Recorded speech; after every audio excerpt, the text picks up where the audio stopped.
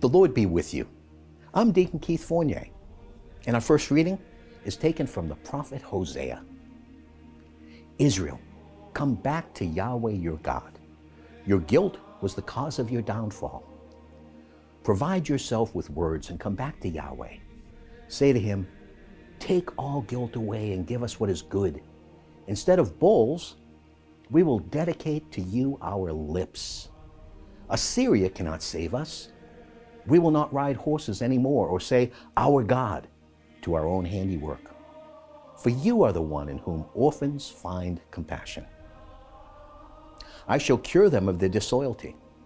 I shall love them with all my heart, for my anger has turned away from them. I shall fall like dew on Israel. He will bloom like the lily and thrust out roots like the cedar of Lebanon.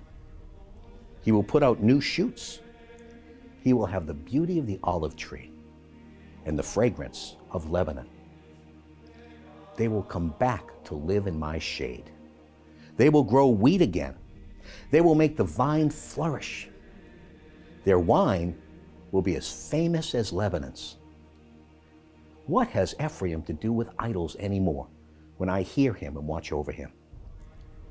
I am like an evergreen cypress. You owe your fruitfulness to me.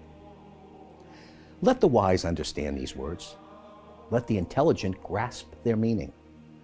For Yahweh's ways are straight, and the upright will walk in them, but sinners will stumble.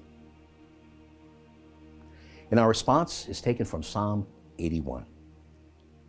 I freed his shoulder from the burden. His hands were able to lay aside the laborer's basket. You cried out in your distress, so I rescued you. Hidden in the storm, I answered you. I tested you at the waters of Meribah. Listen, my people, while I give you warning. Israel, if only you would listen to me. You shall have no strange gods, shall worship no alien God. I, Yahweh, am your God, who brought you here from Egypt. You have only to open your mouth for me to fill it.